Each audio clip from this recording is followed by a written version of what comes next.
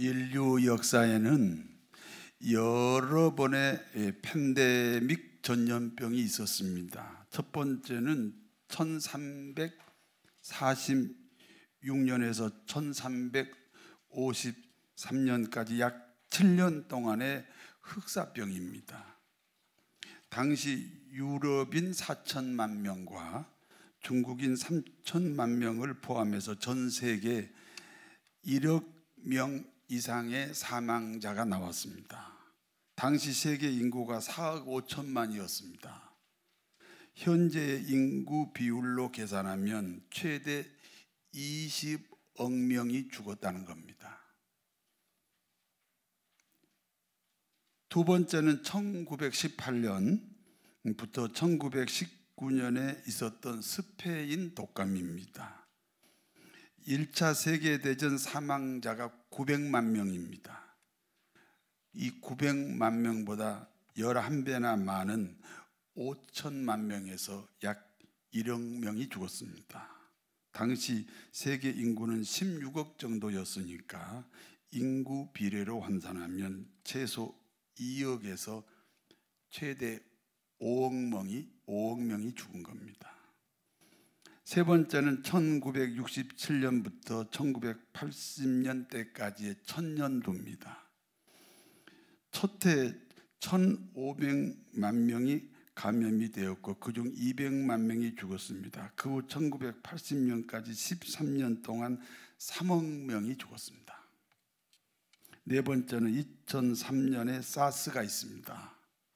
사스로 인해서 약 9%에서 10%의 사망자가 나왔고, 다섯 번째로 2012년 메르스가 있습니다. 메르스는 35%에서 40%의 사망률을 기록했습니다. 여기 두 전염병은 재생산 지수가 낮고 초기 봉쇄를 잘했기 때문에 전 세계적인 팬데믹 사태로는 번져가지 않았습니다. 여섯 번째는 지금 우리 시대에 겪고 있는 팬데믹 전염병 코로나19입니다. 팬데믹 전염병은 세 번의 유행 패턴을 가지게 됩니다. 1차 유행은 바이러스 봉쇄의 실패입니다. 바이러스는 사람들의 이동 경로를 타고 퍼져갑니다. 경로를 차단하지 못해서 지금 생기는 그런 현상입니다. 2차 유행은 1차 유행과 달리 엄청난 숫자의 감염자가 나오게 됩니다. 그 이유는 무엇입니까? 첫 번째, 속도 때문입니다. 1차 유행기는 진원지가 한 군데입니다. 우리는 중국 우한으로 알고 있습니다. 하지만 2차 유행기는 진원지가 한 군데가 아닙니다. 수많은 진원지에서 동시다발적으로 출발합니다. 그러므로 그 속도가 상상을 초월합니다. 둘째는 바이러스 생존과 활동 환경의 차이입니다. 1차 유행기는 겨울에 시작해서 봄으로 진행하는 형식입니다.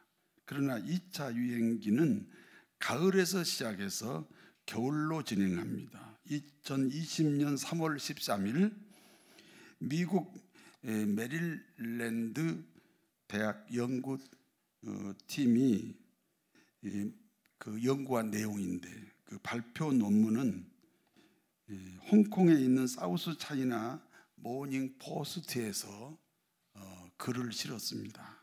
코로나19 바이러스가 집중적으로 일어난 국가들은 북위 30도에서 50도에 위치한 국가들이다. 해당 위도는 기온이 5도에서 11도, 습도는 47에서 49도의 기상 조건을 가지고 있다. 그러므로 코로나 바이러스의 생존과 활동에 매우 적합한 환경이다. 이렇게 발표를 했습니다. 세 번째는 면역력의 차이입니다. 바이러스는 강력하고 빠르게 2차 유행기를 시작합니다. 문제는 면역력은 거꾸로 하락합니다. 환절기 때문입니다. 겨울에서 봄으로 전환되는 환절기보다 여름을 지나 가을로 접어드는 환절기가 노약자들에게는 위험도가 높습니다. 네 번째, 치명률 차이입니다. 1차 유행기 바이러스보다 2차 유행기 바이러스는 복제 속도, 전파력, 독성 등이 더욱 강해집니다. 그러므로 치명률 자체가 1차보다 훨씬 강해집니다. 지금 우리나라의 코로나19 대응은 1차 유행기에 머물고 있습니다. 1차 유행기의 사망률은 세계 평균 6.85입니다. 뉴욕은 7%고 이탈리아는 10에서 13%입니다. 1차 유행기의 우리나라 사망률은 평균 1% 또는 2%입니다. 문제는 코로나19 바이러스는 치료약이 나와도 백신이 개발되어도 종식되지 않는다는 것입니다. 1차 유행기를 지나 2차 유행기로 넘어갔을 뿐입니다. 2차 유행기가 끝나면 3차 유행기가 또 남아 있습니다. 코로나 팬데믹 시대에는 면역력이 예방의 중심이기 때문에 노약자에게 특별한 배려가 필요합니다. 노약자가 누굽니까? 부모님들이잖아요. 그러므로 부모님에 대한 각별한 관심이 있어야 합니다. 오늘은 이와 같은 팬데믹 시대에 맞이하는 어버이 주일입니다. 부모에 대한 하나님의 교훈을 지금부터 말씀을 드리겠습니다. 첫 번째, 부모는 공경의 대상입니다. 신명기 5장 16절에 너는 내 하나님 여호와께서 명령한 대로 내 부모를 공경하라. 내 부모를 공경하라. 그리하면 내 하나님 여호와가 내게 준 땅에서 내 생명이 길고 복을 누리리라.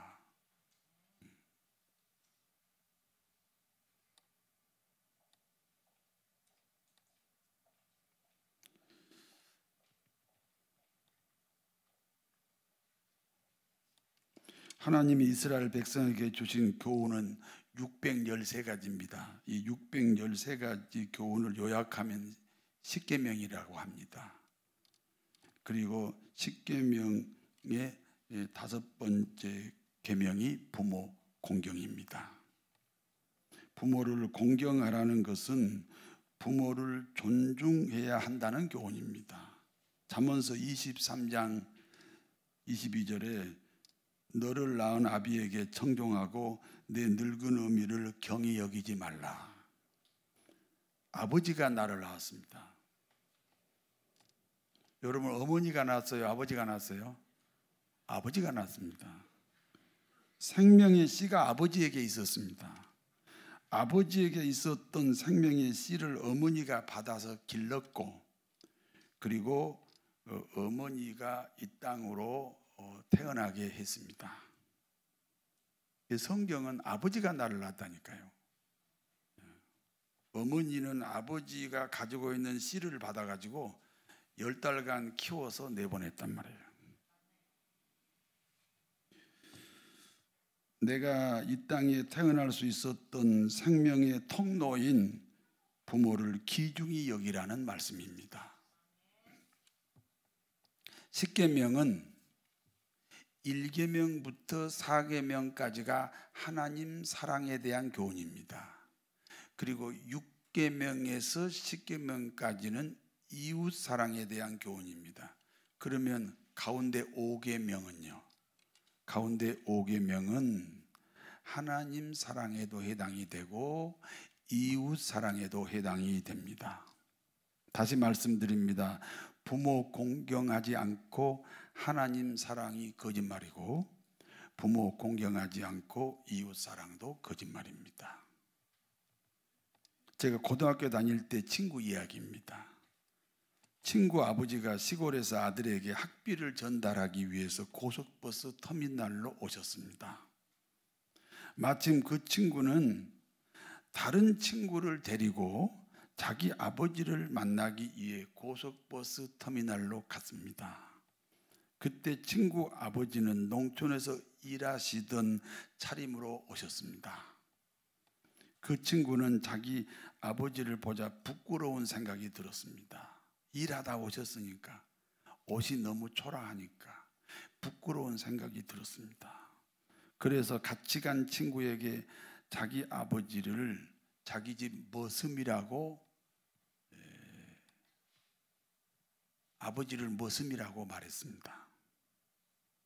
저는 그때 그 이야기를 듣고 한편으로는 화가 났지만 다른 한편으로는 제 이야기처럼 들렸습니다. 저도 그런 경우에 아버지를 부끄러워했을 것 같습니다. 참 부끄럽고 후회스러운 어린 시절의 이야기입니다. 부모 공경의 모델이 있습니다. 이삭입니다. 아버지 아브라함의 아들 이삭을 번제 제물로 바치기 위해 이삭을 밧줄로 묶었습니다. 그리고 번제단 위에 올려놓고 아버지가 칼을 높이 들었습니다. 이삭은 자기를 죽이려는 아버지께 순종했습니다. 아버지를 공경하기 때문입니다. 하나님은 아버지를 공경하는 이삭에게 축복합니다. 번제 제물을 한 마리 양으로 바꾸시고 평생 동안 부귀영화를 누리게 하셨습니다. 다음으로는 요셉입니다. 요셉은 10명의 형들이 자신을 시기하고 미워하는 것을 너무너무 잘 알고 있습니다. 그러나 아버지가 10명의 형들에게 가라 하니까 순종했습니다. 결국 10명의 형들이 요셉을 노예로 팔았습니다. 아버지 공경 때문에 요셉은 노예가 된 것입니다. 하나님은 그 요셉을 축복합니다. 애굽 나라의 국무총리가 되었습니다. 또 한 사람 다윗입니다. 사무엘 선지자가 베들레헴 이새의 집으로 왔습니다. 하나님은 이새 아들 중에 이스라엘의 왕을 삼으신다는 겁니다. 아버지 이새는 8명의 아들 중 막내 아들 다윗을 제외하고 다른 아들 7명 모두를 사무엘 선지자 앞으로 불러내었습니다. 그와 같은 때에 다윗은 홀로 양을 치고 있었습니다. 아버지로부터 소외당했습니다. 자기를 소외시킨 아버지를 공경합니다. 그래서 아버지 요구대로 양을 치고 있었습니다. 하나님은 아버지 공경하는 다윗을 이스라엘의 왕으로 축복하셨습니다. 부모를 공경하면 하나님이 축복합니다. 두 번째는 부모는 공경의 대상입니다. 그러나 순종은 주 안에서 이루어져야 합니다. 여러분 에베소서 6장 1절을 같이 읽습니다. 자녀들아 주 안에서 너희 부모에게 순종하라. 이것이 옳으니라. 부모 공경은 일생 동안 지키는 자녀의 도리입니다. 그러나 부모에게 순종하는 것은 주 안에서 이루어져야 합니다. 예를 들어서 불신자 부모가 자식이 신앙생활하는 것을 반대합니다. 그러면 신앙생활을 반대하는 그 부모의 요구는 거절해도 된다, 그런 말씀입니다. 그러므로 부모 순종은 주 안에서 이루어집니다. 부모는 레위기 19장 3절에 보니까 부모는 하나님 대신입니다. 너희 각 사람은 부모를 경외하고 너희 각 사람은 부모를 경외하고 나의 안식일을 지키라. 나는 너희 하나님 여호와니라. 여러분 모든 신자에게 축복의 통로가 있습니다. 첫 번째 축복의 통로는 담임 목사입니다. 두 번째 축복의 통로는 교회입니다. 그리고 세 번째 축복의 통로는 부모입니다. 그러므로 신명기 27장 16절에 그의 부모를 경홀히 여기는 자는 저주를 받을 것이라. 그의 부모를 경홀히 여기는 자는 저주를 받을 것이라 할 것이요 모든 백성은 아멘 할지니라. 어느 날 노아가 술이 취해서 잠이 들었습니다. 잠결에 옷을 하나씩 벗기 시작합니다. 여러분, 술 먹고 잠을 자면 이 더워서 옷을 벗는데요. 경험이 있으십니까? 없으십니까? 이 노아가 술이 취해가지고 잠이 들었는데 옷을 하나씩 벗기 시작합니다. 나중에 속옷까지 벗었습니다. 노아의 아들 중에 함이 이 광경을 보았습니다. 그리고 다른 형제 셈과 야벳에게 아버지 발가벗은 사실을 알렸습니다. 아버지 발가벗은 소식을 들은 셈과 야벳은 뒷걸음질쳐 아버지의 하체를 덮어드렸습니다. 술이 깬 노아가 이 사실을 알게 됩니다. 자신의 허물을 들춘 함은 저주를 받습니다. 그러나 아버지 허물을 감추어 준 셈과 야벳은 축복을 받습니다. 기독교를 오해하는 사람들이 많습니다. 기독교인들은 제사를 지내지 않기 때문에 부모를 무시하는, 그래서 천륜과 인륜을 저버리는 종교라는 것입니다. 성도 여러분, 사람은 죽으면 그 영혼이 이 땅에 머물지 않습니다. 예수 믿으면 천국 가고 예수 안 믿으면 지옥으로 갑니다. 절대로 이 땅에 죽은 영혼이 머물지 않습니다. 그렇다면 부모님 제사 지낼 때 누가 찾아옵니까? 죽은 부모가 절대로 아닙니다. 죽은 부모가 살아계실 때 그 부모를 담당했던 귀신입니다. 여러분도 다 여러분 담당 귀신이 있습니다. 예수 믿으니까 가까이는 오지 않고 멀찍이 서서 우는 사자같이 두루 삼킬 자를 찾아 헤맵니다.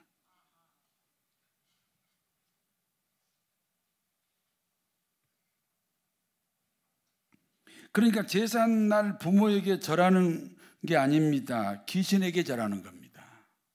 그 부모 담당 귀신이 온단 말이에요.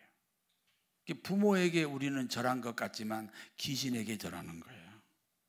귀신을 섬기는 일이기 때문에 제사를 거절하는 겁니다.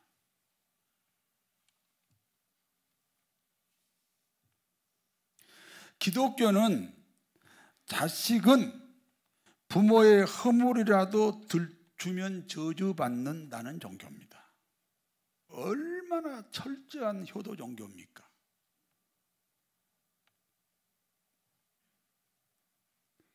그런데 우리는 왜 제사를 안 지냅니까? 부모 제사 지내면 귀신에게 경배하기 때문입니다. 그리고 자기를 경배하는 그 사람을 귀신은 반드시 저주합니다. 귀신은 속성이 저주예요. 흔들면 저주가 나와요. 한 번 절을 받아가지고요, 한 번 절을 받았기 때문에 안 떠납니다.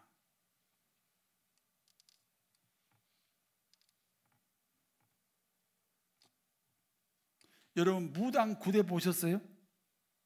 무당이 구다는 그 이유가 뭔 줄 아세요? 지금 우리 집안에 우환이 들어왔다, 우리 집안에 환자가 있다, 그래서 그 환자 때문에 구슬하잖아요. 그러니까 지금 어떤 귀신이 들어와서 이 집안에 병을 가져왔는데 더 큰 귀신을 불러서 이 귀신을 몰아내는 거예요. 그게 무당굿이에요.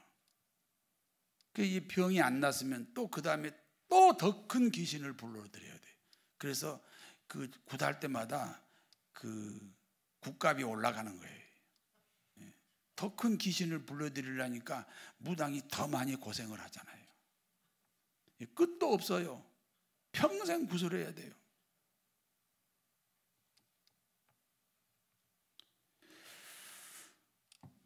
우리는 제사를 지내는 것이 귀신을 숭배하는 것이기 때문에 제사를 거절한다.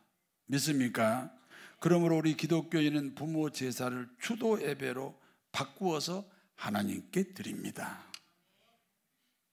세 번째, 부모 공경은 자식이 축복받는 최선의 길입니다.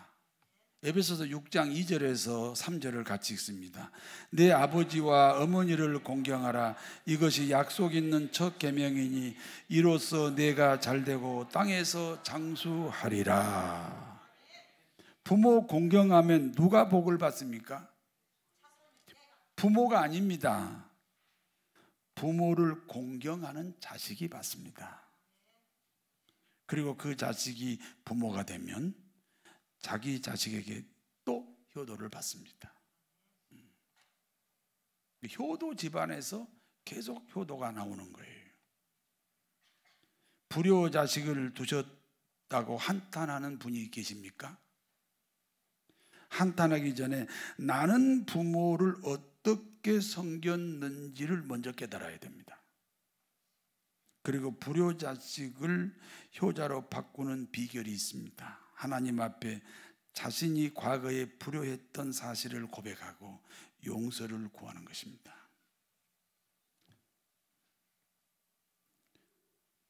왜냐하면 자식은 나를 따라서 내가 과거에 불효했기 때문에 그대로 나를 따라서 또 내게 불효하거든요. 그래서 하나님께 그 죄를 고백해야 됩니다. 자녀 문제를 자녀하고 풀지 말고 하나님하고 관계에서 풀어가시기를 바랍니다. 효도를 받으시는 부모들은 한 가지 조심해야 되는 것이 있습니다. 에베소서 6장 4절을 같이 읽습니다. 또 아비들아 너희 자녀를 노엽게 하지 말고 오직 주의 교훈과 훈계로 양육하라. 부모들은 자식을 서운하게 하지 말라, 그런 말씀입니다. 부모님들, 여러분 다 부모님들이죠? 자식을 서운하게 하지 말라. 무슨 뜻입니까? 자식은 부모의 소유물이 아니다, 그런 겁니다.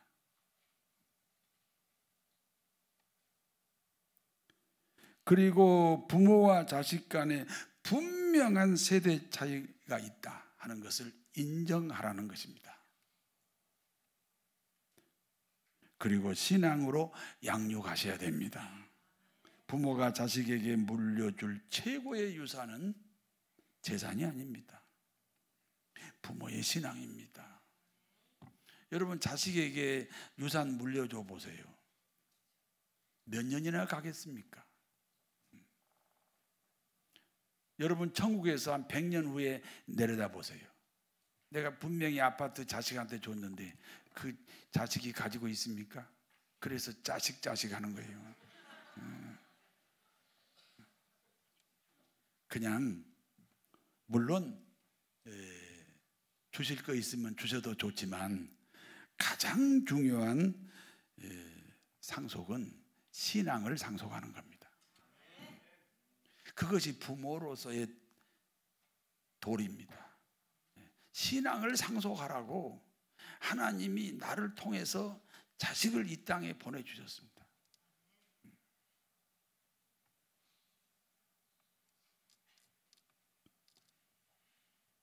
부모는 공경의 대상입니다. 부모는 공경해도 되고 공경 안 해도 되고 그런 관계가 아닙니다. 부모를 공경하라.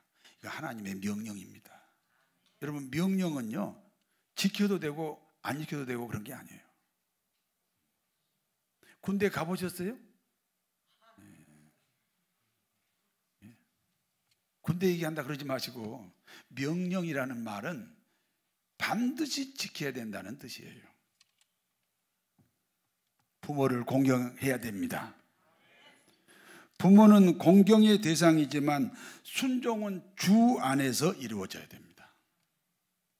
진짜 나를 만드신 분은 하나님이에요. 하나님이 나를 만드시고 이 땅으로 태어나게 하는 통로로 부모를 삼으셨어요. 그러므로 부모라 할지라도 하나님보다 우선할 수는 없습니다. 부모 공경이 축복의 비결입니다. 부모를 공경하면 그 자식이 복을 받습니다. 그리고 효도하는 그 자식이 부모가 되면 또 효도를 받습니다. 효도받는 부모는 자식을 향해 지켜야 되는 것이 있습니다. 자식이 부모의 소유물이 아니라는 것입니다. 반드시 신앙으로 양육하셔야 될 줄로 믿습니다. 부모를 공경하되 주 안에서 순종하시고 그리하여 하나님의 만 가지 약속을 받아 누리시는 사랑하는 성도 여러분 되시기를 진심으로 축원합니다. 하나님 아버지, 부모가 살아계실 때는 부모 귀중한 것을 모르고 살았습니다. 그러나 부모가 계시지 않으니 부모 귀중함을 깨닫습니다. 참으로 부모 앞에 어리석은 자식임을 이 시간은 고백합니다. 전능하신 아버지, 부모가 살아계심을 감사하게 하옵소서. 부모가 계시지 않아 후회하고 또 후회합니다. 부모 대신 이웃을 보살피게 하옵소서. 하나님을 부모로 모시고 더욱 헌신하게 하옵소서. 우리 마음속에 부모 공경의 마음이 풍성하도록 도와주시옵소서. 예수님의 이름으로 기도하옵나이다. 아멘.